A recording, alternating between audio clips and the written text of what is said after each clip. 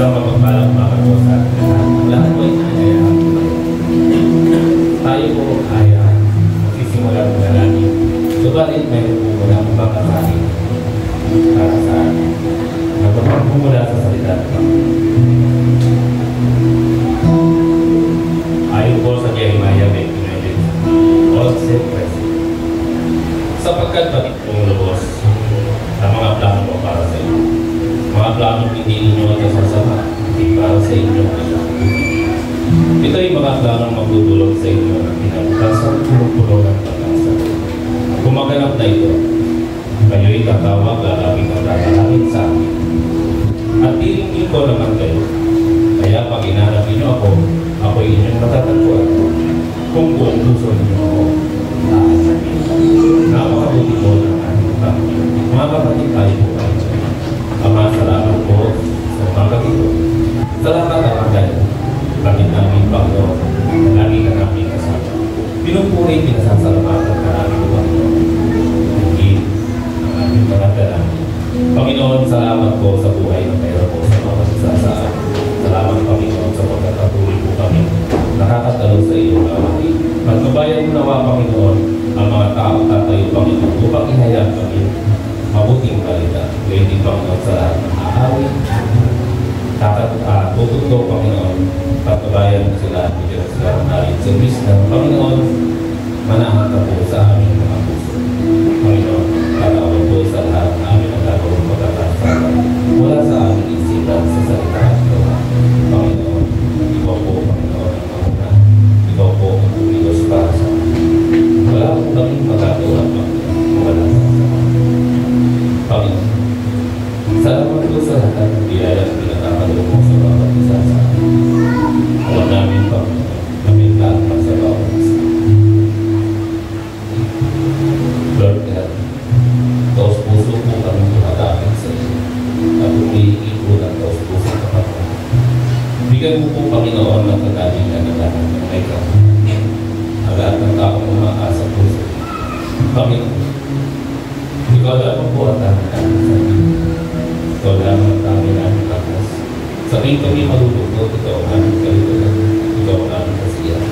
Panginoon, maraming sa iyo po ang pinakamaas na pabulit at masasama. Sa aming pangalan mo lamang po ang aming sasabihin. Ito po ang aming dalangin. In Jesus' name we pray.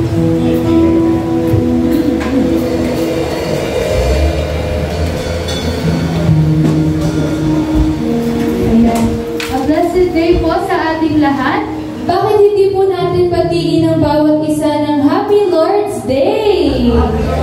Ayan, ibigan niyo naman po ang ating mga katabi at kasama ngayon. Amen. Ayan, bago po tayo tuluyang magpuri at magpasalamat sa ating Panginoon, gusto ko lamang po sa inyong i-share ang isang verse. Sabi po sa Psalm 62, verse 5-8, yes, my soul find rest in God. My hope comes from Him. Truly, He is my rock and my salvation. He is my fortress, and I will not be shaken. My salvation and my honor depend on God. He is my mighty rock, my refuge. Trust in Him at all times, you people. Pour out your hearts to Him, for God is our refuge. Amen po. Naniniwala po ba kayo that God is our strong foundation? Amen. He is our refuge and strength. Kaya po palakpakan natin ang ating mabuting Panginoon. Amen and amen. And as we sing this song, let's pour out our hearts on Him. Let's pour out all our praises on Him because we believe that He deserves all the glory and praises. Amen po? Amen.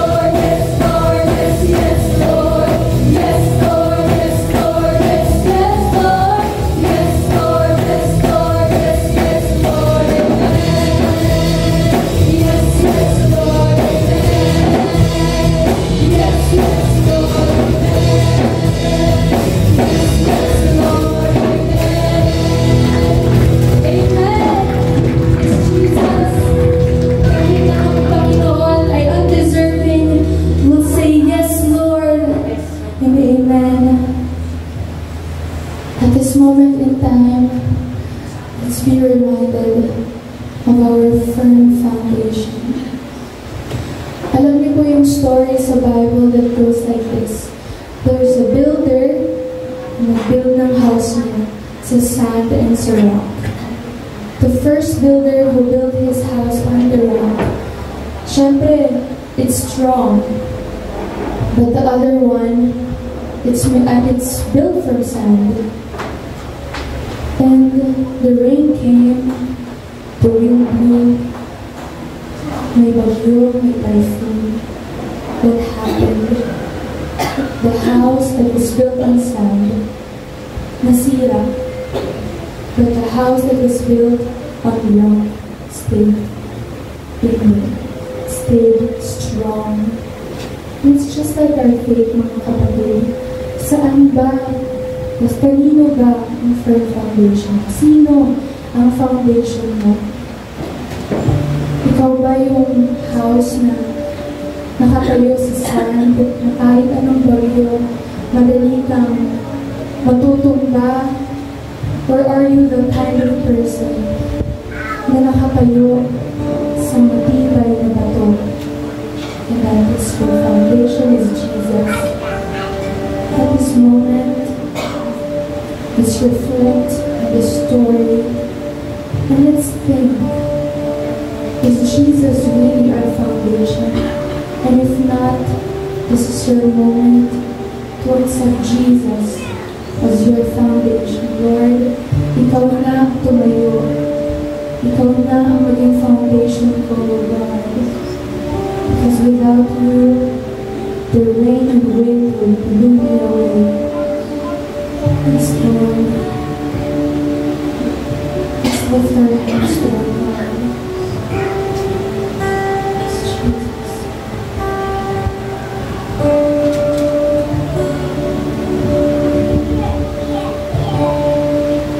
Cause there's no firm foundation. The rock on which I stand, when everything around me is shaking.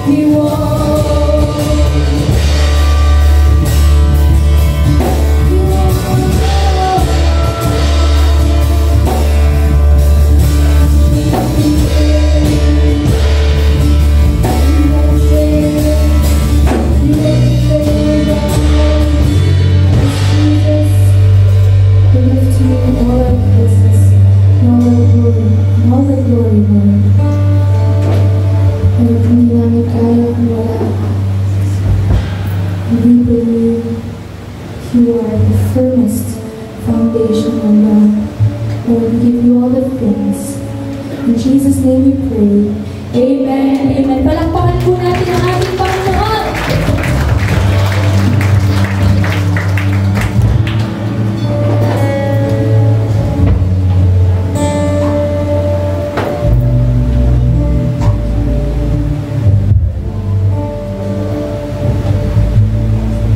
Magandang umaga po sa inyong lahat.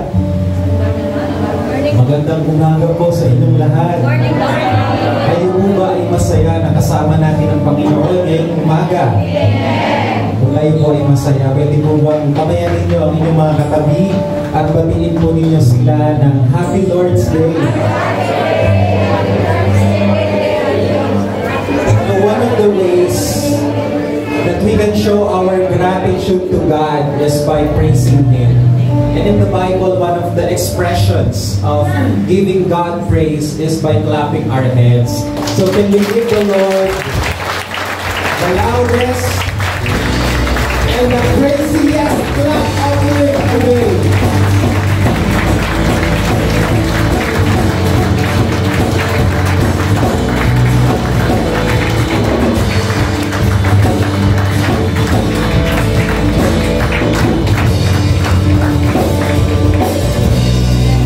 Glory to God.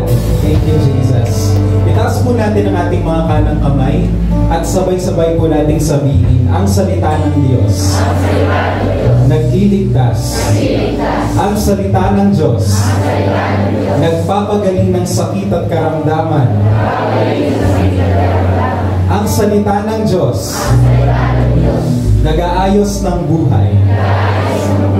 Ang salita ng Diyos. Nagbibigay ng pag-asa. At ang salita ng Diyos nagpapala. Sabay-sabay po nating sabihin today, I receive the blessings in the Word. Ulitin po natin, today, I receive the blessings in the Word. In Jesus' name, amen and amen. Let us remain standing for the reading of the Word of God. Our reading is taken from 2 Corinthians chapter 1 verses 3 down to verse 12. Babasahin po natin sa Taglish version at magkakaroon po tayo ng sanitang pagbabasa. Mauuna po ang mga lalaki, susunod ang mga babae hanggang sa matapos po natin ang buong passage. Simulan na po natin, mga lalaki. Magpasalamat tayo sa Diyos at Tatay ng Panginoon natin na si Jesus Christ. Maawain siyang Tatay at siya ang Diyos na nagko-comfort sa ating lahat. Verse 4, mga babae. Tinutulungan niya kami sa lahat ng paghihirap namin para kung paano niya kami tinutulungan, matulungan niya namin mga may Verse 5, mga lalaki. Kung kasama kami sa mga sufferings ni Christ, may share din kami sa umaapaw na tulong ng Diyos. Verse 6, mga babae. Kung nahihirapan kami para sa inyo, para matulungan namin kayo at para maligtas kayo. Kung natulungan kami, natulungan din kayo at nabigyan ng lakas para matiis nyo at mapagpagaan ang paghihirap ng kanyang Verse 7, mga lalaki. Kaya tiwala kami at matibay ang pag-asa namin para sa inyo. Kasi alam namin na habang kasama kayo sa mga suffering namin, kasama din kayo sa tulong na tatanggapin namin. Verse 8, mga babae. Mga kapatid, gusto namin malaman nyo ang mga na-experience namin paghihirap nang nasa Asia kami. Sobrang hirap ang ginagawa namin at di na kami mimasang mabubuhay pa kami. Verse 9, mga lalaki. Feeling namin, sinintensyahan na kami mamatay. Pero nangyari yun para maalala namin na hindi dapat kami dumipende na sarili namin, kundi sa Diyos na bumubuhay sa mamatay. Next verses, mga babae po. Noon, hindi na kami mamatay, pero niligtas kami ng Diyos. At iniligtas niya kami. At buo ang pag-asa namin sa Kanya na iniligtas niya ulit kami sa tulong ng prayers niyo para sa amin. Kaya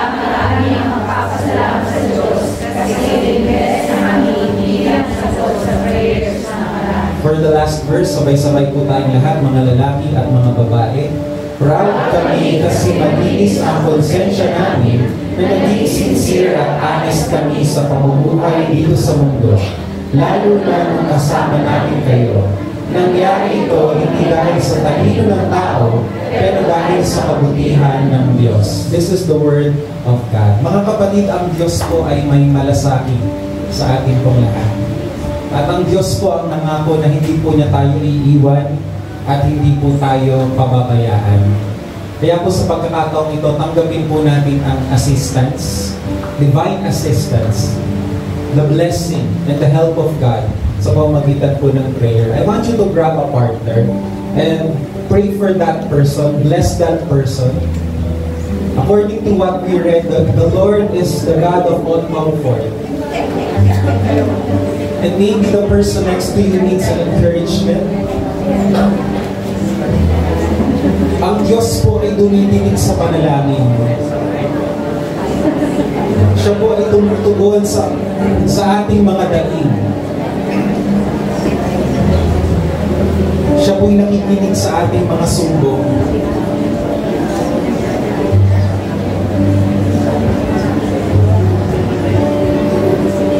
Begin to pray right now. Let us make this sanctuary a house of praise and a house of prayer.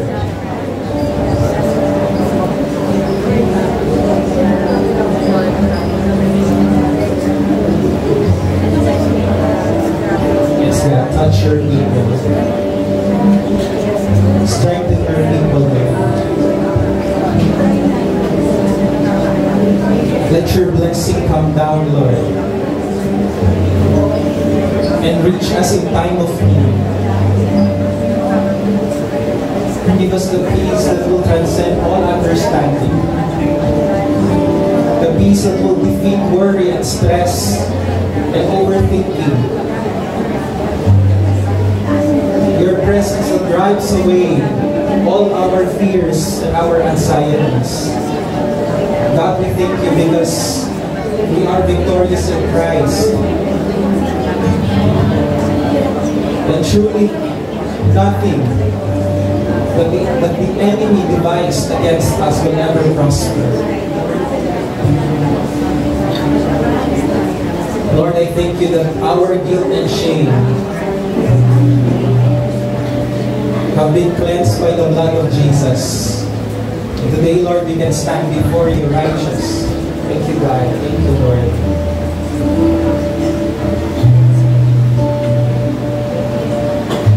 Then we all say, thank you, God. Everybody say, thank you, God, for your love, for your strength, and your peace. Ako na lang po magpe-pray. Father, we thank you for this time of prayer. And we also pray for our nation right now. We pray that you will bless the entire Philippines and that your spirit will move even in the midst of confusion and even in the midst of chaos, Lord. Something good. We pray, God, that something good will come out of what's happening in our country today. And we continue to pray that this nation is a blessed nation. Thank you, God. Lord, we dedicate this worship service to you. Lord, we know that you are with us today. At habang kami po'y nag-aaral ng iyong mga salita, ang Espiritu mo magtuturo sa aming lahat. At bawat isang narito ay uuwi po ng may kalakasan. Panginoon, tinataas namin ang iyong pangalan, ang pangalan na higit, na mas mataas sa lahat ng uri ng pangalan. Jesus, we honor you. We bless you. In Jesus' name we pray, and everyone will say, Amen and Amen. Palakpakan po natin ang Panginoon. Praise God. Maaari na po tayong po, brothers and sisters. Kamusta na po kayo? Maaring sa mundo po ay nariyan ang kalungkutan. Maaring sa mundo po nariyan yung galit ng tao sa mga nangyayari sa paligid. Pero dalangin ko po, sa loob ng simbahan ng Panginoon ay tanging kagalangan lamang at kapayapaan ang ating masusumbungan. Amen? Kaya kalimutan muna natin ang mga bagay-bagay sa mundo, and today, let us focus our eyes on God and our attention to His words. Ngayon pong umaga ay pag-uusapan natin ang role o yun pong papel ng Diyos kapag tayo ay may mga pagsubok sa buhay. Sino po dito ang hindi na dumadanas ng pagsubok? Nagtaas ng kamay si Ate Lisa, nagulat ako yung pala nag-aano ng electric fan. Of course, lahat po tayo ay nakakaranas ng pagsubok, anuman po ang edad natin, anuman po ang estado natin sa buhay, lahat po tayo ay dumadaan sa ganyang season ng buhay. Pero ito po ang magandang balita, hindi tayo iniiwan ng Diyos. Amen? Dahilan kung bakit ang pamagat po ng mensahe na ating pag-aaralan ngayong umaga ay akin pong tinawag na ganito. Mga pangako ng Diyos sa oras ng kagipitan. Ngayon pong umaga ay samahan ninyo ako sa isang paglalakbay sa Biblia at atin pong babaybayin o iisa-isahin ang ilang mga pangako ng Diyos kapag tayo po ay humaharap sa oras ng kagipitan. Pero bago yun, kalbitin mo yung katabi, sabi mo sa kanya, hindi ka nag-iisa. Nararanasan ko din yan. Kasama natin ang Panginoon. Tingnan po natin ang unang pangako ng Diyos kapag tayo ay may mga suliranin. Number 1, ayon po sa ating binasa, pinalalakas ng Diyos ang nanlulupaypay. Kapatid, ikaw ba ay nanlulupaypay ngayon? Ikaw ba ay pinanghihinaan ng loob? May gumabagabag ba sa iyo? Ikaw ba ay may pinagdadaanan? Nakangiti ka ba pero ang totoo malungkot ka? Meron bang sitwasyon sa buhay mo na nagbibilit sa iyo ng depression? At lagi mo iyong iniisip? Ikaw ba ay lungkot na lungkot? Kapatid, may pangako ang Diyos na pwede nating panghawakan. Pinalalakas niya ang tao kapag siya ay nanlulupaypay. Sabihin mo sa iyong kapatid, buti na lang nandito ba? Dahil palalakasin ka ng Panginoon. Sabi po ni Apostol Pablo sa 2 Korinto, Kabanata 1, talata 3 hanggang 4, ang sabi po niya, purihin ang Diyos at Ama ng ating Panginoong Hesukristo. Siya'y maawaing Ama at Diyos na lagi. Sabay-sabay po natin sabihin yan, laging. Yan daw po ang ginagawa ng Diyos. Laging nagpapalakas ng ating loob. Ngayon, alam niyo na kung kanino kayo dapat lumapit kapag kayo pinanghihinaan. Dagdag pa ni Pablo, pinalalakas niya ang ating loob sa lahat ng ating paghihirap. Hindi po nangangako ang Diyos na tatanggalin niya agad ang mga paghihirap sa ating mga buhay. Na kapag ikaw ay naging Kristiyano, wala nang problema. Hindi po yan ang itinuturo ng Biblia. Pero sinasabi po ng salita ng Diyos, kung tayo po ay nasa gitna ng paghihirap, pinalalakas niya ang ating kalooban. Amen? Ang ganda po ng pagkakasabi sa English. The English translation said, all praise to God, the Father of our Lord Jesus Christ. God is our merciful Father and the source of all comfort. All comfort. Sabay-sabay po natin sabihin, all comfort. Lahat ng kalakasan na kailangan natin. He comforts us in all our troubles. Maaring dumating ka sa umagang ito, magulo ang iyong isip, napakarami mong trouble na dinadanas. Kapatid, narito ang ating Diyos. Pinapakilala niya ang kanyang sarili bilang source of all comfort, and He will comfort us. Amen? Tatapik-tapikin niya ang ating balikat, palalakasin po ang ating kalooban sa gitna po ng ating paghihirap. Kaya ang tanong ko po sa lahat ng narito na nakikinig, saan po tayo kumukuha ng lakas ng loob kapag tayo ay nanghihina? Saan daw po tayo kukuha ng lakas ng loob kapag tayo ay nahahapis at nakakaranas ng suliranin sa buhay, sa negosyo, sa ministry, sa trabaho, sa love life, at sa school? Kanino daw po tayo lalapit? Tanungin niyo ang inyong katabi, kanino ka daw lalapit? Of course, sabi po sa verse na yan, we will go to God because God is our merciful Father and the source of all our comfort. Sino po sa inyo ang nagagala sapagkat nakikita niyang siya'y pinagpala dahil siya'y nasa Panginoon? Yan ang role ng Panginoon sa ating buhay kapag tayo ay may mga trouble. Tayo ay Kanyang pinalalakas. Palakpakan nga po natin ang Panginoon. Maaaring ikaw sa mga oras na ito ay nakakapis sapagkat may problema ka sa relasyon. Maaaring iniwan ka ng isang kapartner sa business, sa ere. Maaaring ikaw ay iniwan ng isang kaibigan. Maaaring ikaw ay napapagbintangan sa isang bagay na hindi mo naman ginawa. Maaaring ikaw ay may kaaway ngayon sa negosyo. Pinagawan ka ng kliyente. Maaaring ikaw ay tuliro dahil marami kang bayarin. Narinig yung sinabi ko? Maaaring ikaw ay maraming bayarin at maraming kolektahin. Maaaring nahihirapan ka sa isang school project. Meron kang kasamahan sa trabaho na maaaring inaaway ka ngayon. Ginigipit ka. Hinihila ka pababa. Minamasama ka ba dahil yun na nga, tinulungan mo sila pero ikaw pa rin ang masama sa huli. Sumasama ba ang loob mo ngayon? Ikaw ba ay depressed? Ikaw ba ay suicidal? Mga kapatid, sa mga ganyang sitwasyon, malapit na malapit ang pag-ibig ng Diyos sa atin. Amen? Kung tayo po ay lalapit sa Kanya at hahayaan siyang mangusap sa atin, mararanasan po natin ang pagpapanibago ng kalooban. Sabi mo sa iyong katabi, season lang yan. Palalakasin ka ng Panginoon. Mga kapatid, ang ating panglulupaypay ay papalitan ng Diyos ng kalakasan dahil sinasabi po sa talata na ating binasa, He is our merciful Father, the source of all comfort, and He will restore our depleted inner strength and energy. Can I hear an amen? Amen.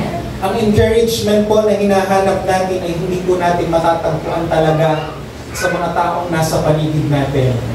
Ang encouragement po na ating hinahanap ay hindi po natin mahahanap sa ating kaibigan dahil maaaring nandyan sila ngayon pero bukas wala na. Hindi po natin mahahanap ang encouragement sa mga bagay na nasa mundo.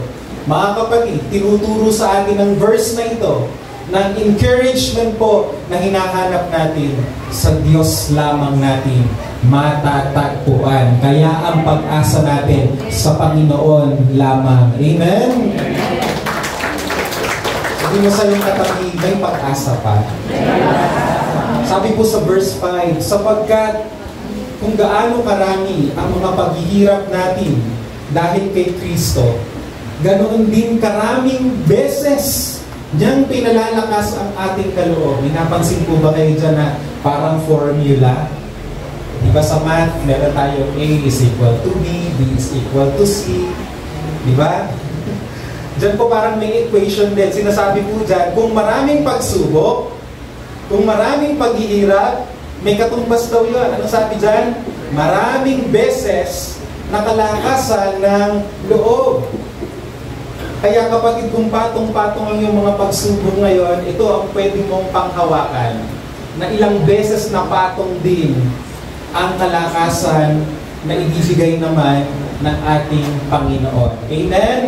Sabihin mo sa iyong katabi, hindi ka iiwanan ng Diyos sa alanganing sitwasyon. Sabi po sa Taglish version, ang ganda po ng pagkakasabi, sa verse 5, kung kasama kami sa mga sufferings ni Christ, sabihin mo mga sufferings. Ulitin natin, sufferings.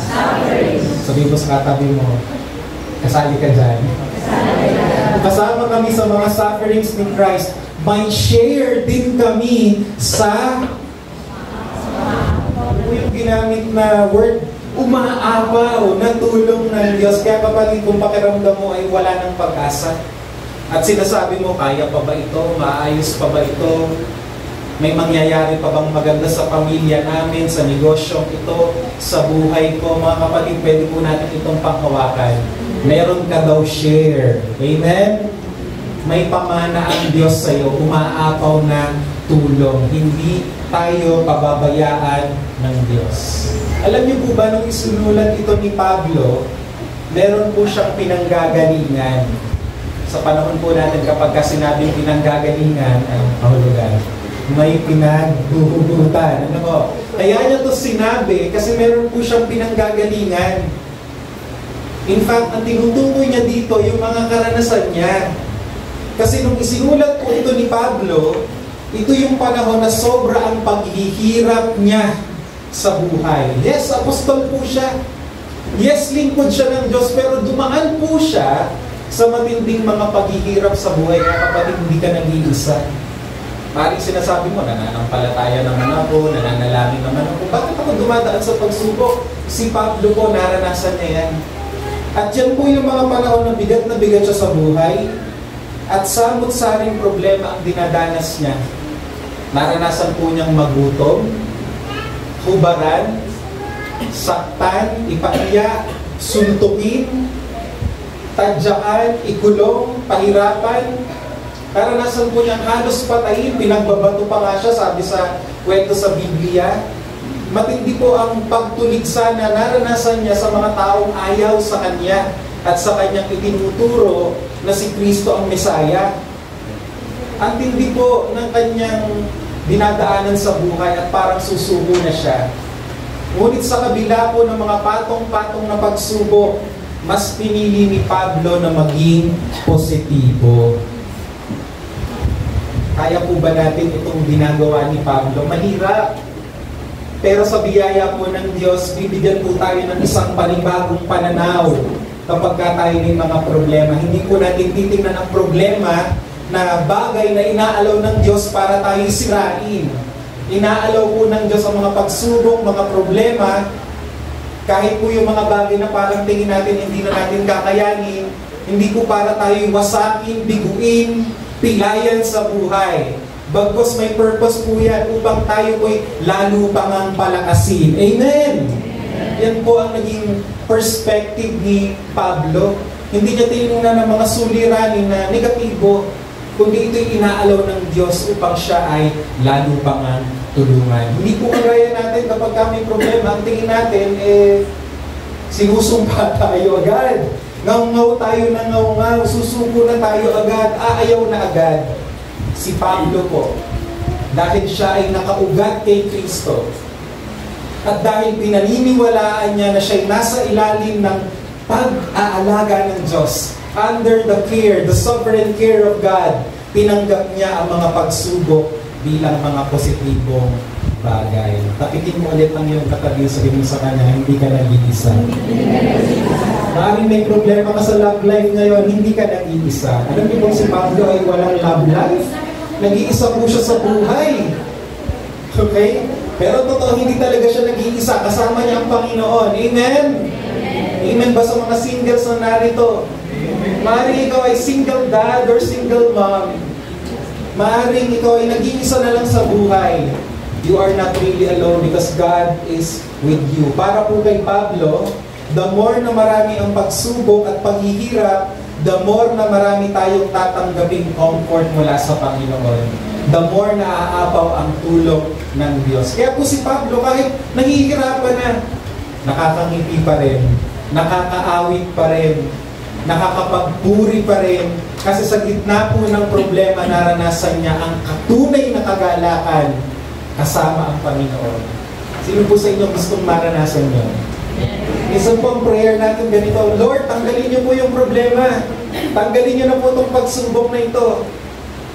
Minsan po ba, pinag-pray naman natin yung ganito, Lord, kahit hindi mawala yung pagsubok, bigyan mo lang ako ng kalakasan. Bigyan mo lang ako ng kagalakan na ito'y mapagtiisan para magpupuri ba ako sa iyo. Parang mas okay yun. Amen? Because the truth is, in this life, there will be worries. There will be stress. There will be problems. Pero kagaya ni Pablo, we can experience the energizing comfort of God. Amen? Palakpakan nga po natin ang Panginoon. Hindi po siya nag-focus sa suffering, bagkus mas pinili ng tingnan ang comfort mula sa Diyos na naghihintay sa Kanya. Marahil inisip niya na, season lang to. Gaganda din ang mga bagay tayo at sa huli kami mga Kristiyano ang tagumpay. Marahil mas pinili niya na huwag tumingin sa kasalukuyan, kundi sa mga bagay na inihahanda ng Diyos sa Kanya sa hinaharap. Ngayon, pag nagbukas ka ng social media, talagang tagtad ng mga... Minsan nga nagtataka ko yun, siguro ang tawag din yung algorithm, kahit hindi mo hinahanap, lumilitaw doon, puro mga bad news, batuhan ng putik ngayon, at parang ba nakaka-discourage na? At parang minsan parang sinasabi mo, ano ba itong nangyayari sa bansa natin? Kung dyan po tayo titingin, panghihinaan tayo ng loob. Pero kung titingin tayo sa Diyos, we know we are part of the kingdom of God. And in the kingdom of God, there is joy, there is strength, there is provision for us. Kaya ang ating pong kapalaran ay hindi po nakasalalay sa takbo ng ating bansa. Ang ating pong kapalaran ay nakasalalay sa pag-aalaga ng ating Diyos. Amen? And all things are working together for our good. Kaya po yung pighati ni Pablo, napalitan po ng pananampalataya. Amen. Sabi po sa verse 6, inulit na naman ni Pablo yung suffering. Kung naghihirap man kami, sabihin mo sa katabi mo, relatable yan. Kung naghihirap man kami, ito'y para mapalakas ang inyong loob at para kayo'y maligtas. At kung pinalakas man ng Diyos ang aming loob, ito'y para mapalakas din ang loob ninyo nang sa ganoon ay makayanan ninyo ang mga paghihirap na tulad ng dinaranas namin. May purpose po pala ang suffering. Dinefine po ni Pablo kung bakit ang Kristiyano dumadaan sa pagsubok. May mga kapatiran tayong nawalan ng mahal sa buhay. May mga kapatiran tayong nalugi sa negosyo, dumaan sa mga pagsubok. At minsan sinasabi natin, bakit ganun Kristiyano na dumadaan pa sa mga ganyang pagsubok? Dito po ipinapakita sa atin ni Pablo ang dahilan kung bakit ang Kristiyano dumadaan pa rin sa pagsubok. Ano pong sabi niya? Ito'y para mapalakas ang loob ng iba. Okay, kaya sabi po niya, kung papaanong pinalakas ng Diyos ang aming loob, palalakasin din ng Diyos ang loob ninyo. So ano po ang purpose ng suffering? Inaalaw ng Diyos na maranasan mo yan para makabuo ka ng kwento na magpapalakas naman sa iba. Amen! Kung bakit ka nalugi, kung bakit ka na-depress, kung bakit dumanas ka sa mga paghihirap ng buhay, may purpose yan. Para pag narinig na ng iba kung paano mo nalagpasan yung season na yon, sila ay mabe-bless sa kwento mo at makikilala nila ang Panginoon Jesus. Sabi mo sa katabi mo, may purpose yan. May purpose yan. And that is to bless others. Sabi sa verse 7, kaya malaki ang aming pag-asa para sa inyo. Dahil alam namin na kung naghihirap kayo tulad namin, palalakasin din ng Diyos ang inyong loob tulad na sa amin. Pag humarap ka sa iba at narinig mo yung kwento nila na dumaan din sa katulad ng pagsubok, masasabi mo sa kanya, kapit lang kapatid, dinanas din namin yan. Halos mabaliw-baliw rin ako noon. Hindi rin ako nakakatulog noon. Nai-insomnia rin ako noon. Halos maghiwalay na kami noon. Halos makulong na ako noon. Halos ikahiya na ako ng mga tao noon. Pero lalo akong kumapit kay Lord. Lalo akong nag-aral ng salita ng Diyos. Lalo akong nag-prayer meeting. Hindi kami give up. Nagpatuloy kami hanggang sa nalagpasan namin. Amen! Ito po makikita natin ang purpose ng Diyos for our suffering. God allows suffering upang ito ay mapagtiisan at malagpasan. Narinig po ninyo yun? Binibigay ng Diyos, inaalaw ng Diyos ang suffering. Hindi po para sirain tayo. Ito po inaalaw niya para mabuo sa atin ang pagtitiis. At upang ito po ay malagpasan natin. Ipinaparanas niya ito para yung naranasan natin magsilbing pag-asa sa iba na ngayon ay dumadanas din ng katulad ng mga pagsubok. Kapatid, iba ang Kristiyano. Sa mundo, pag may pagsubok ka, talo ka na. Sa mundo, pag nalugi ka, kawawa ka na. Talo ka na. Pero sa Kristiyano, iba, kapag may pagsubok ka, ganito ang tingin mo, pagpapala pa nga to. Kasi gagamitin to ng Diyos to bless others, to bring others to Christ. May purpose yan, kapatid. Amen? Sige, palakpak tayo. Pamahan natin yung isang kapatid na palakpak. Huminga sa iyong katabi, sabihin sa kanya, hindi ka wawasakin yan. Tataguyod ka pa niyan. Amen. May pine-prepare ang Diyos na ministry sa atin. Okay? Ang ilan sa inyo dumanas ng pagkalugi. Ngayon gagamitin ka ng Diyos para palakasin ang mga nalulugi rin. Ang ilan sa inyo na-depress at halos mabaliw-baliw. At may mga boses ka nang naririnig. Pinakausap ako na ganyan na Kristiyano din. Sabi niya, alam mo, Pastor, minsan parang may naririnig daw akong mga boses.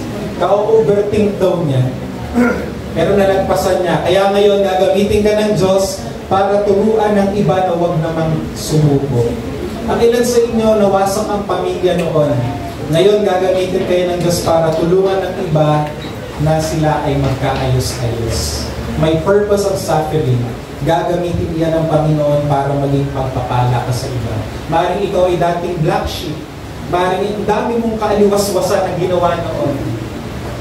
Maring ikaw ay notorious sa mga bagay na nakakahiya. Pero maging yan ay gagamitin ng Panginoon para magsilbing pag-asa sa iba ng isang taong makasalanan ko, binili ng dugo ni Kristo, inayos ang buhay, kung paano ako'y kinaawaan ng Diyos, kapatid, kakaawaan ka rin niya, ililigtas ka rin niya. Ikaw man ang pinakamalalang makasalanan sa mundo, ikaw man ang pinaka-nakakadiri at ikaw ay tinuturing na basura ng mundo, kapatid, ako nga minahal ng Diyos, kaya ikaw mamahalin din ng Panginoon. Amen? Praise God. Amen. Amen. Kaya sabihin ko sa iyong katabi, walang malas na Kristiyano. Walang isinumpang Kristiyano. Amen? Ibang-ibang tingin natin sa pagsubok at mga suliranin sa mundo. Ay, nalugi ka, talunan ka. Hindi mo naaabot yung mga goals mo, talunan ka. Ganyan ang tingin nila sa mundo. Pero sa ating mga Kristiyano, it is actually moving us forward, pushing us closer to what God has prepared for all of us. Amen? Amen. Kaya kapatid, kung ikaw ay nasa panahon ng pagsubok, lalo kang lumapit kay Lord. Papakinggan niya ang iyong mga prayers. Piliin mong wag panghinaan ng loob at piliin mong paghawakan ng mga pangako niya na may comfort na paparating. Ito ang magpapalakas sa iyo at magpapalakas din sa iba. Ito kung sasabihin ko, minsan parang cliche na. Masyado nang palasak sa mga Kristiyano. But let me tell you that this is true. God will provide for us. Amen? Hindi tayo pababayaan ng ating Panginoon. Sino ba sa inyo naggutom na? Iba sa inyo nagugutom kasi nag-IF, pero okay lang yun. Pero meron po ba sa atin dito na natumba dahil sa gutom? Inan nga yung katabi nyo, di ba? Lalo pa nga na, allow me to use the word, nagiging healthy. Amen? Praise God, hindi po tayo pinababayaan ng Panginoon because He is our provider. Pangalawa pong pangako ng Diyos sa gitna po ng suliran. And someone here needs to hear this. Nire-rescue ng Diyos ang nasa panganib. Nanganganib ba ang iyong buhay? Anong bahagi ng buhay mo na nanganganib? Anong bahagi ng buhay mo na gatunay? Alam niyo po yung salitang gato? Ako wag ka tutungtong dyan kay gato. Baka yung ikagatang bamudiyan bumigay, di masasaktan. Pag sabihin ng gato, baga konting galaw na lang, wasak na. Ano yung bahagi ng buhay mo na gato na? Nanganganib. Nanganganib ba ang pag-iisip mo? Ang ulirat mo? Ang bait mo? Sa Batangas po, pag sinabing bait, yung katinuan, ano? Kaya sinasabi nila, parang tatakasan na ng bait sa mga bayarin. Nanganganib ba ang iyong negosyo? Kalusugan? Relasyon? May pangako ang Panginoon na pwede natin panghawakan. Nire-rescue niya ang taong nasa pangalan. Pagkatiwala mo kayo sa Panginoon. Kaya totoo yung kanta let it go. Diba? Alam niyo yun, yung kantang yun? Let it go, let it go, let it go, let it go.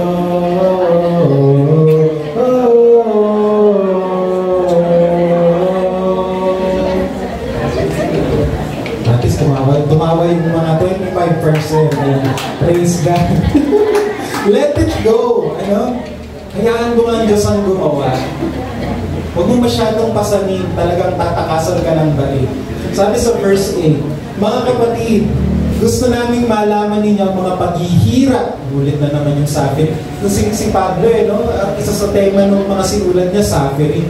Mga kapatid, gusto naming malaman ninyo ang mga paghihirap namin sa lalawigan ng Asya. Mga paghihirap, alam na alam natin yan, di ba? Pag sinabing mga, hindi lang iisa yan, marami. At ito pa sabi niya, napakabigat. Para bang sinulat to ni Pablo para magbigay pag-asa sa atin na kung dumadanas tayo sa mabigat na problema, hindi tayo nag-iisa. Napakabigat ng mga dinanas namin doon. Halos hindi na namin makayanan. May nakaka-relate ba? Halos hindi na namin makayanan at nawawala na kami ng pag-asa mabuhay pa. Para bang sumasagi sa isip ni Pablo, mamatay na lang ako. Maging suicidal na lang kaya ako. In short, ito po yung klase ng sitwasyon na kaharap mo na si kamatayan. Ano po? At parang wala na talagang chance na mabuhay pa si Pablo. Ito po yung sitwasyon sa buhay ni Pablo na alam niya, anytime pwede siyang mamatay. Hindi niya alam kung bukas buhay pa rin siya. Baka bukas ipatay na siya. Ganyan po ang dinanas ni Pablo. Hopeless situation. Dead end situation. Yan po ang dinanas niya. Sabi po ng verse 9, ang akala namin noon ay katapusan na namin. Siguro ganyan din ang himutok mo ngayon. Katapusan na to Wala na tong remedyo. Hindi na to kaya. Pero tingnan po ninyo yung naging pananaw ni Pablo. Yung hopeless situation, ni-redefine niya. Narinig niyo po ba yung sinabi ko? Yung hopeless situation, ni-redefine ni Pablo. Binago niya ang kahulugan.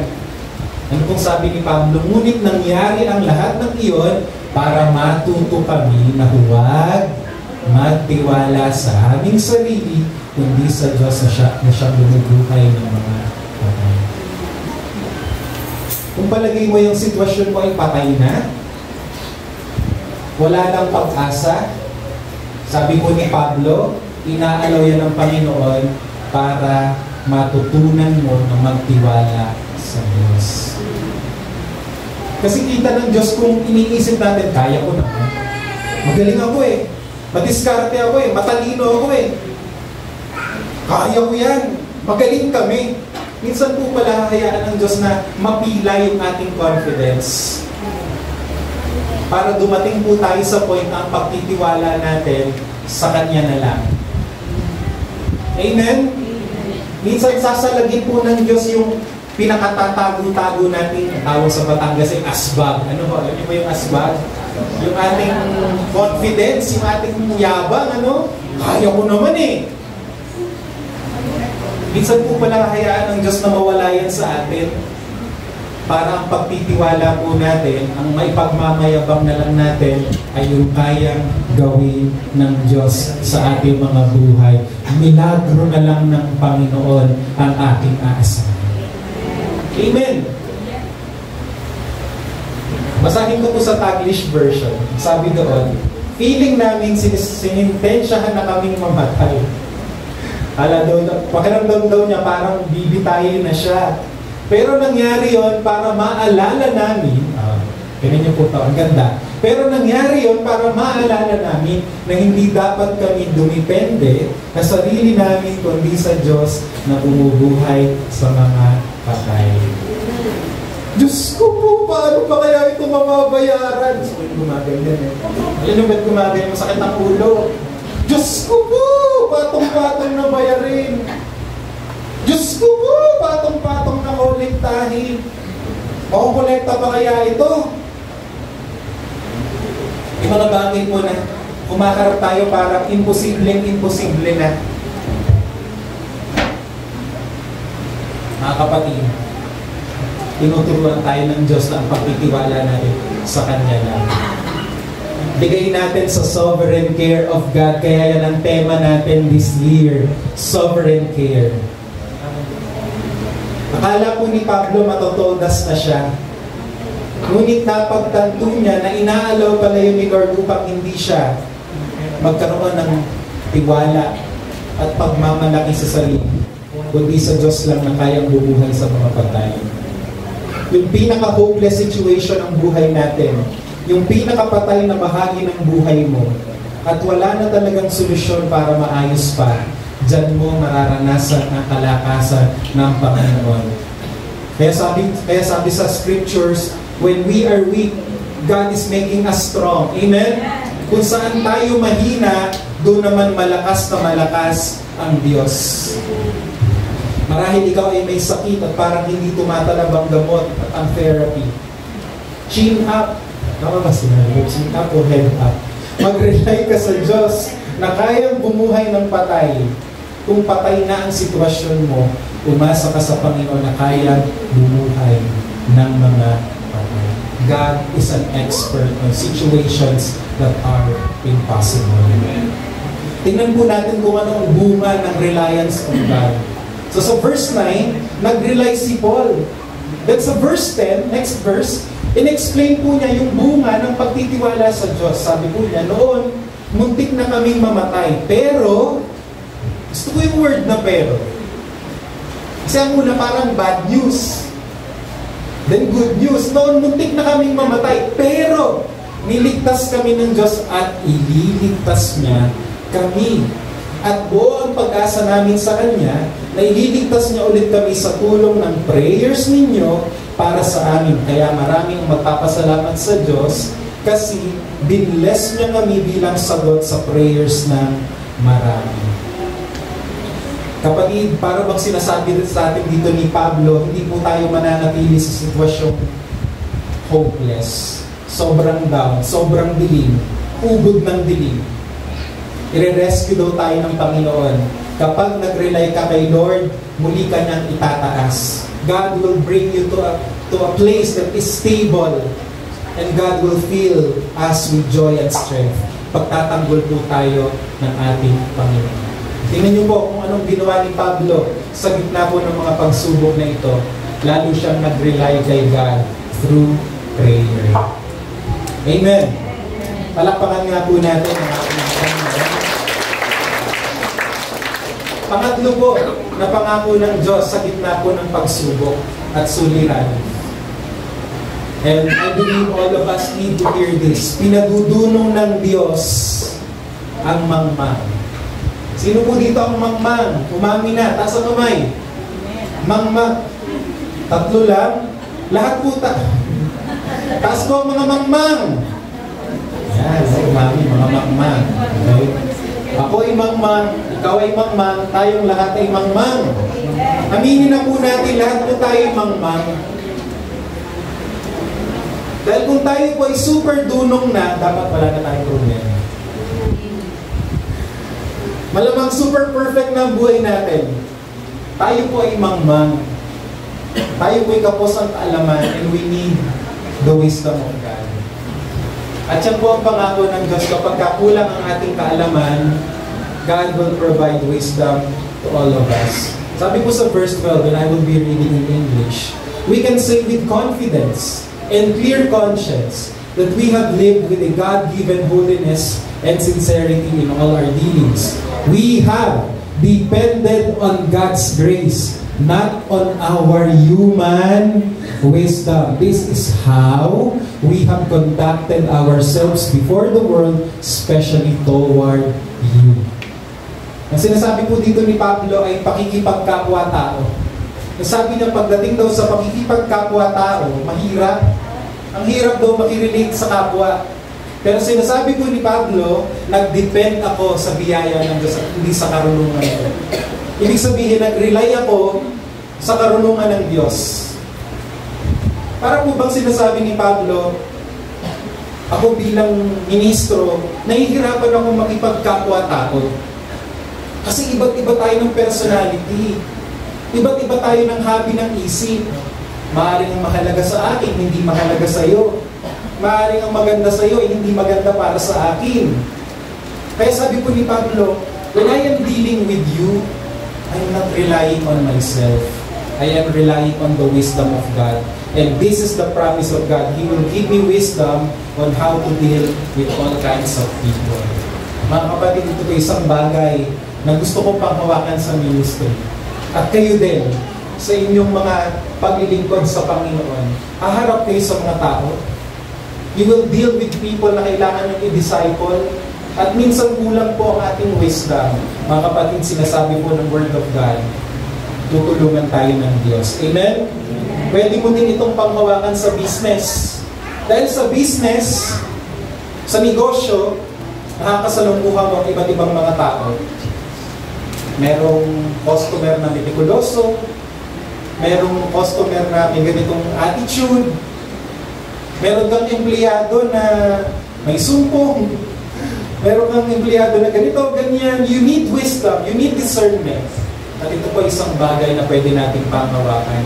It is really difficult to deal with all kinds of people, but with the help of God, we can deliver, we can make it. Amen? Amen. Panghawakan po natin ang karunungan ng Diyos kagaya ng ginawa ni Pablo. Sabi mo sa katabi mo, kakayanin natin sa tulong ng Diyos. Ang confidence natin nasa Panginoon lang. Bilang pagtatapos po ay nais kong balikan yung tatlong mga pangako ng Diyos. Kapag po tayo dumadanas ng mga suliranin, isa-isahin po natin. Number 1. Number 2. Panghuli. Manalangin po tayo. Panginoon, salamat po sa mensaheng ito na aming tinanggap. Salamat sa kalakasan na nagmumula po sa inyo. Panginoon, wala po kami magagawa kung wala ka. Lord, nabanggit kanina na ikaw ang Diyos na bumubuhay sa mga patay. Kami po'y mga naging patay sa harapan ninyo. Kami pong lahat ay makasalanan. Ngunit binuhay mo kami. Kami dating mga basura. Hiningahan mo. At ngayon kami ay buhay kay Kristo. May buhay na walang hanggan. Naibalik sa iyong piling, Panginoon. Salamat po, O Diyos. Panginoon, salamat po sa mga pangako ninyo na kami ay inyong tutulungan, ililigtas at palalakasin. Abutin po ninyo, O Diyos, lahat po ng pangangailangan ng bawat isang narito. Ikaw po ang aming pag-asa. This is our prayer. In Jesus' name. Amen. Amen. Tayo pong lahat ay tumayo. At tatawagan ko po ang ating butihing pastor, Pastor Nestor, for our community.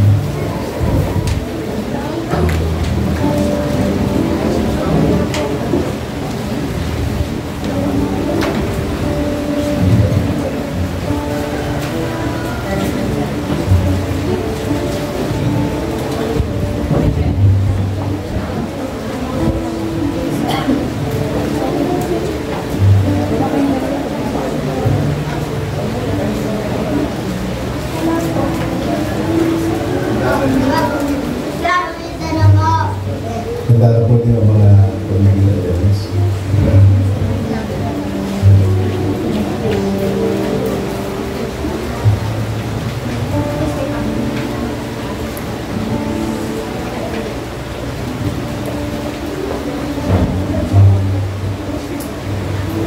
Okay, pinala ka sa bagay ng Panginoon. Amen! Nandala ko, ako nagtuturo si Joshua. Pastor Joshua, naalala ko yung paborito kong word of God in Isaiah 40 verse 31. Sabi doon ay, ngunit ang nagtitiwala kay Yahweh ay magkakaroon ng panibagong lakas. Tatakbo siya, hindi mapapago.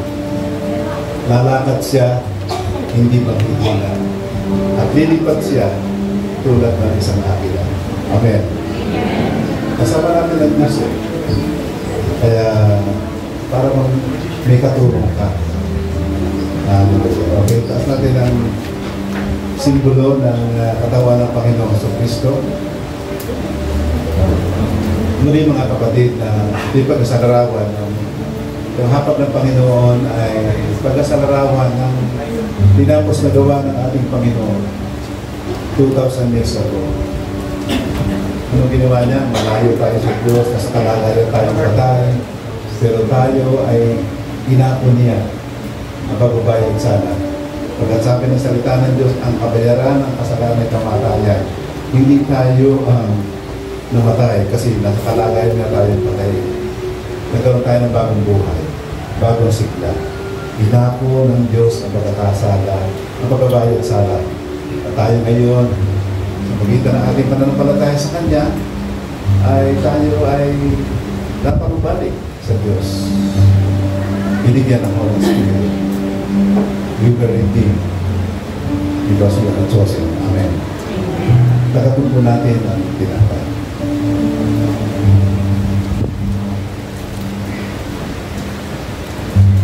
The Bible declares, sa pagitan ng kanyang mga latay, tayo ay nagsigaling. Wala natin kalilimutan. Ang kagaling ang binabanggit ng Panginoon ay para sa lahat. Hindi lamang physical. No? Higit sa lahat, tayo ay nagkaroon ng completeness in Christ. Nothing missing, nothing broken. Manalig ka lang. Amen. Tapos po natin ang inumin. Sabi ko na salita ng Diyos, ito raw ang inumin ito ay sinabi ng Panginoon na ito ay ang bagong kasunduan. Ibig sabihin na tayo ay sa biyaya ng Panginoon, tayo pinatawad na. We will buy back by the Lord. Binili muli tayo ng Panginoon. Na-resolve tayo sa kalagayan na tayo ay kaibigan na ng Diyos, hindi na tayo kaaway. At ito ang tipan ng Diyos sa atin, that nothing can separate us from the love of God. No? Nabubuo ang kanyang dugo para tayo ay maalis sa bisag, sa bitag ng Satanas, sa kasalanan. Tayo ay malaya na. Kaya naman ang freedom na binibigay sa atin ng Diyos is the freedom to serve God, freedom to give glory to God. Amen. Tatapin po natin yun. Purihin ang Diyos.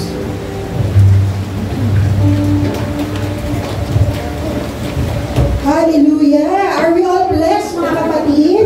Yeah. Amen! Napakaganda ng mensahe today, di ba? Talagang pinalalakas ang mga nanghihina. So, ngayon lahat po ng mga pinagpala, victory shout, blessing shout! Woo! Hallelujah! So, tayong lahat ay talagang napakaganda ng message ng Panginoon. Sa lahat ng mga bagay, problema na nararanasan natin, talagang may purpose. Diba? Katulad ng ipinapaalala sa atin ng Jeremiah na ang lahat ng mga nangyayari sa atin ay may halaga. Dahil pagdating ng panahon, ito'y magandang testimonya kung paano tayo pinalakas ng Panginoon, pinalagpas sa lahat ng problema. Kaya we are all blessed every day. So let's go down for our covenant. Ilagay po natin ang ating mga kamay sa ating isip. At sa bilang na tatlo, sabay-sabay po natin basahin. Kami, 1, 2, 3. Kami ay nagpasya. Kami ay nagpasya ang magkahalan bilang magkakapatid. Ang isa ay para sa lahat, ang lahat ay para sa isa. Ang lakas ng isa ay lakas ng lahat. Ang kahinaan ng isa ay kahinaan ng lahat. Kami ay nagpasyang magtulungan sa hirap at ginhawa. Ang bawat isa ay hugutan namin ng lakas. Kami ay nagpasyang sama-sama lumago bilang mga anak ng Diyos. Sa pangalan ni Jesus. Amen. Okay, pwede na po tayo magsiupo. At napakagandang blessing ngayong araw. Meron po tayong dalawang newcomers. Tawagin po natin to welcome our guest, Miss Veronica Zamora. Stand up na lang po. Go ahead, Miss Lysel Castro. Okay, so meron po tayong dalawang bilang ng Panginoon sa ating tahanan. Atin po ilagay ang ating mga kamay upang bigyan sila ng pagpapala na mula sa ating Panginoon. Hallelujah, Panginoon. Maraming salamat po sa aming mga kapatid na dinala niyo sa aming tahanan, Panginoon. Alam po namin na ang mga pahayag at mga salitang inilabas ninyo, Panginoon, ay para sa kanila. Hindi lang para sa aming Panginoon. At ang buhay ng mga kapatid namin ito ay may purpose. Sana patuloy niyo pa po silang i-bless at patuloy niyo pong ipakita ang ministry na para sa kanila, Panginoon. We believe na ang lahat ng mga taong dinadala ninyo sa inyong tahanan ay may purpose na sa kanilang buhay ay inyong ibibigay, Lord God. And ngayon pa lamang, we declare blessings into their family na lahat ng kanilang hahawakan, sasalitain ay magmumula sa inyo. In Jesus' name we pray. Amen. Okay, so pwede na po tayo umupo. And before we go to our announcement, may magandang testimonial magmumula sa isa nating kapatid. At sobrang blessed na blessed siya sa magandang pahayag ni Pastor today. So nag-share siya. So let's call on natin Sister Agnes. Yan, magandang umaga po sa ating lahat. Purihin po ang ating Panginoon Diyos. Talagang tunay po yung mga narinig natin kanina, nakakapagpalakas ng ating pagkatao, no? Yan po, ngayon yan. Ayan, ano ba yun? Ayun po, mag-share lang po ako ng kabutihan ng ating Panginoon sa buhay po namin. Yung asawa ko po, hindi naman po siguro linid sa mga nandito na isang seafarer po, sa last year, nagbakasyon po siya. Umuwi po siya ng Pilipinas February 11, 2024 po. Ayan, sa madaling salita, nagbakasyon po siya. Then, nabigyan po siya ng 2 beses na schedule para umalis. Basta 2 beses po yun. Isang April 30 at isang May 31. Pero yung pong 2 schedule na yun, humindi po siya. Una po kasi, ooperahan yung kanyang, ang aking beanan, bali tatay niya po, beanan kong lalaki. Pangalawa po, gusto daw niyang ma-witness kung paano magpag-graduate ng isang kolehiyo. So yun, sa madaling salita po, hindi po natuloy ang kanyang pag-alis. At nung ready na po siya na gusto na niyang umalis at magtrabaho, nag-report po siya, pero yung company po, hindi siya ready paalisin. So wala na po siya sa rotation, wala na po siyang schedule. So kala po namin, madali lang po, mga ladaan lang ang 3 buwan, 4 na buwan, 5 buwan. Pero sa totoo lang po, umabot po ng 1 taon at 1 buwan. Yung pong oras, yung pong period na yon napakahirap po. Kasi po, 4 po yung anak ko, nag-aaral po yung 3. Hindi po natin maiwasan, darating ang bills. Pagkain po, malakas kumain yung mga anak ko po, puro lalaki po. Siyempre, may mga utang din po, hindi pa nga po nababayaran. So, yun nga po, pero every time po, nagpe-pray po kami. Bigla lang po na wala po yung pagpe-pray namin na yung pamilya na sama-sama. Nagpe-pray po kami, individual po. Pag matutulog, kanya-kanya po kami pray ng mga bata. Nawala po yung HPM namin. Sorry po. Yun po yung totoo. Hindi po namin naituloy. Tapos, hindi po kami nakakapag-pray ng sabay-sabay.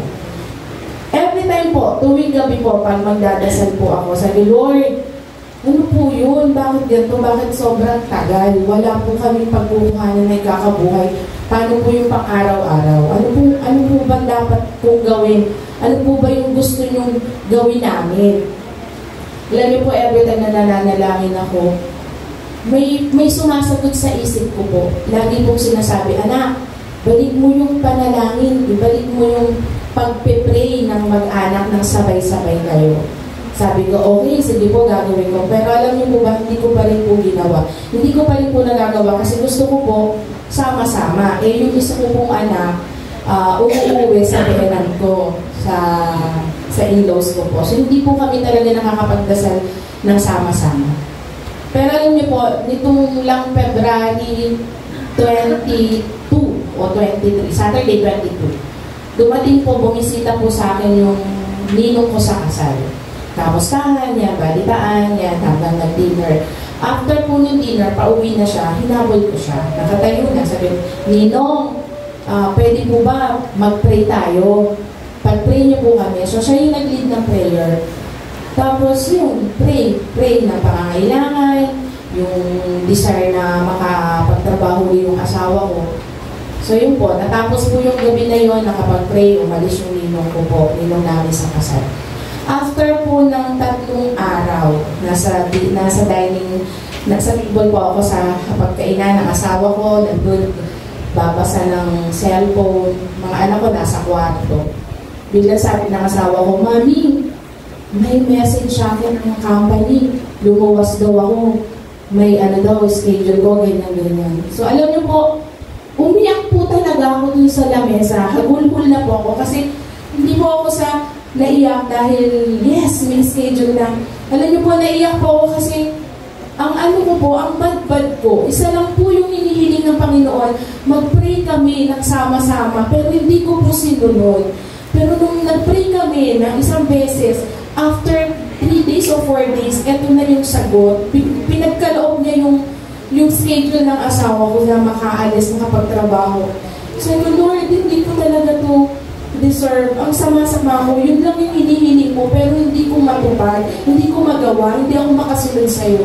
Pero alam, napakabuti na Panginoon, hindi niya tinitingnan yung kasamaan mo. Bagkus, tinitingnan pa niya rin yung pangangailangan mo. Basta nandun yung pagsunod mo sa Panginoon at gagawin niya yung lahat-lahat. Kaya ngayon po, nakakatuwa kasi this coming sa isang araw po, February 26, paalis na po ang asawa ko, makakapagtrabaho na po siya. Bigay po niya ng Panginoon dahil lang po sa isang pagtalima, pagsunod namin sa Kanya.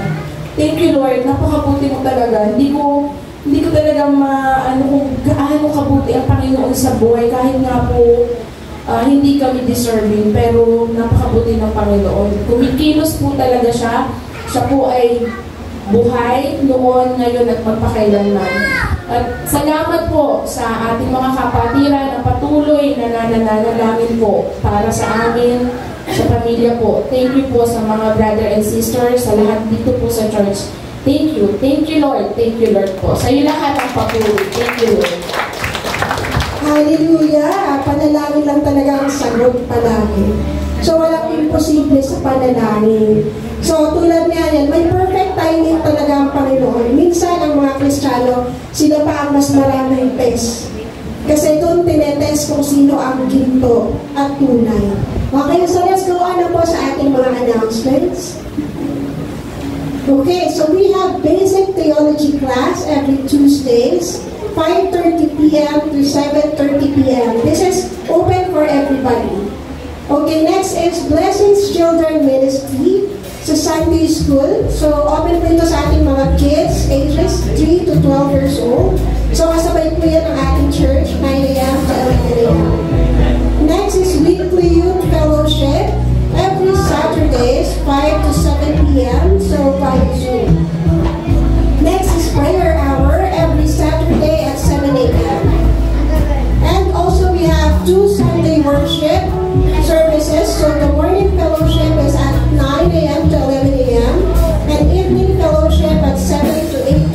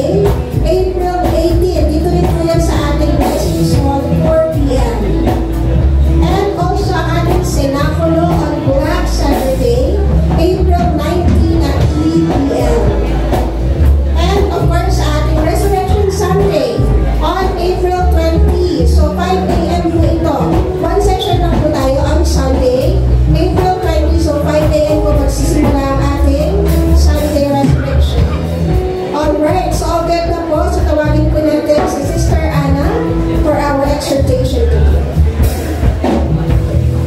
Amen. Purihin ng Diyos. No? Nakaka-bless po yung ating mensahe ngayon. No? Nakakatuwa po kasi kanina tinanong din ng ni Pastor kung sino raw yung mga mangmang. Sabi ko, wow, walang kakaunti po yung tumaas. Pero number 1 po ako sa tumaas ng kamay kasi nagsisimula pa lang po si Pastor, puro madla yata yung binabanggit niya. No? So, talaga po ako ay mahina sa math. Pero ang nakuha ko po doon, napulot ko po doon, kapag pala tayo may sufferings, greater yung, or abundant yung blessings ni Lord. Kumbaga, sufferings is equals to abundant blessings from God. Tapos, napulot ko rin po doon na ang Panginoon talaga is a God of encouragement. Ibig sabihin, sa every hardship na nakukuha natin, we became more positive and courageous. Kumbaga, nagiging brave po tayo. At sabi nga din, kumbaga, ang dami ko po, thank you Lord, sa word mo ako naging natututo sa math. No, amen. At sabi nga po, in pain, ang katapat noon is equals to we receive wisdom from God through Jesus Christ. So nakakatuwa, talagang mas masarap po talaga pag tayo ay nasa Panginoon. At sabi nga din doon, yung hopelessness natin is equals to giving us more, or we became more closer to God. No?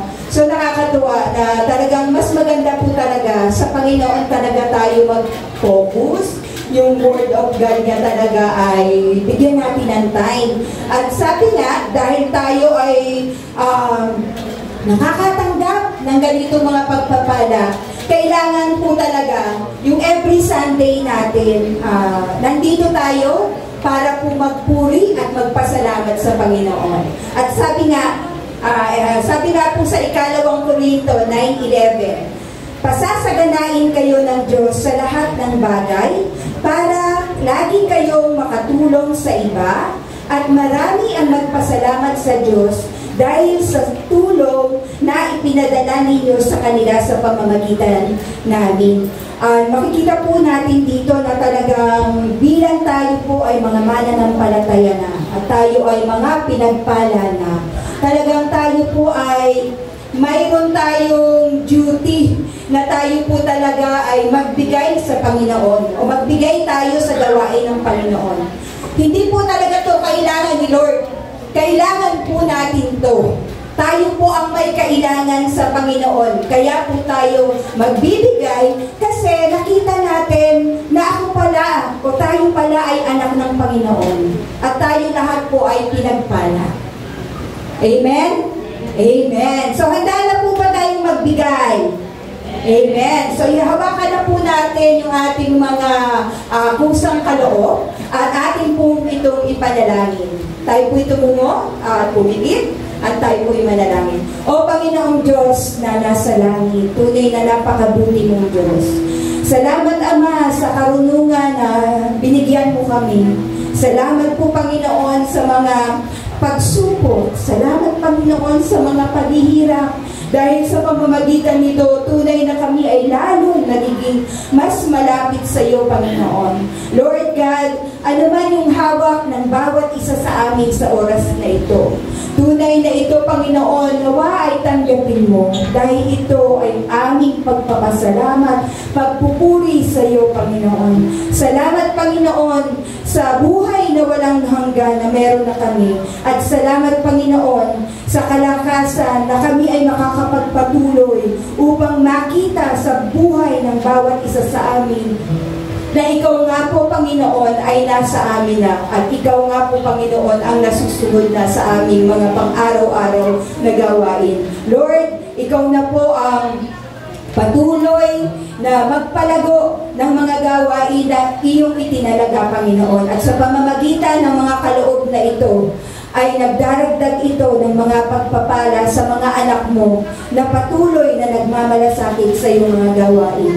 Kaya, Panginoon, tanggapin mo po ang aming papuring handog At ito po ay tinataas po namin ng may pasasalamat sa tanging pangalan ni Jesus. Ang lahat po ay magsabi na, Amen. Magbigay po tayo ng masaya.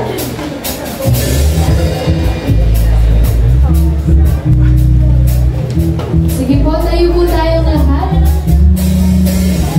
I'm trading my sorrow, I'm trading my shame, I'm laying them down for the joy of the Lord.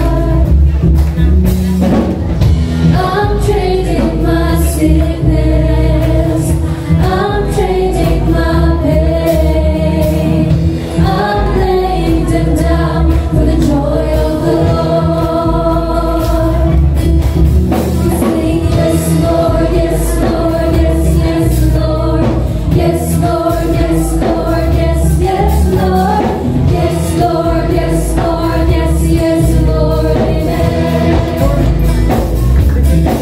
Not oppressed but not crushed, persecuted, not abandoned, struck down but not destroyed. I'm left beyond the curse, for His promise will endure.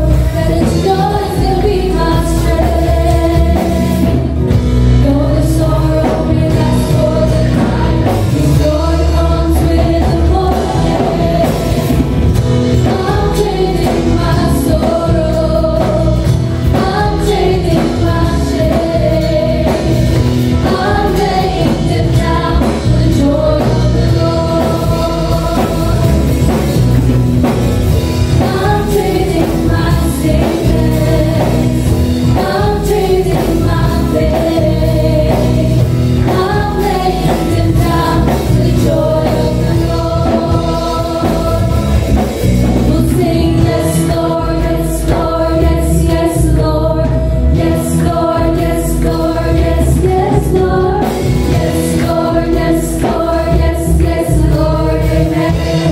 Let them sing yes, Lord, yes, Lord, yes, Lord, yes, yes, Lord, yes, Lord, yes, Lord, yes, yes, Lord, yes, Lord, yes, Lord, yes, yes, Lord, Amen. Yes, yes, Lord, Amen. Yes, yes, Lord, Amen. Yes, yes, Lord, Amen.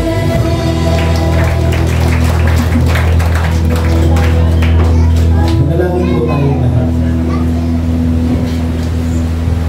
May the love of the Father, the grace of the Lord Jesus, the fellowship of the Spirit be with you all. In Jesus' name, Amen. Amen. Our service is over. See you next Sunday. God bless you.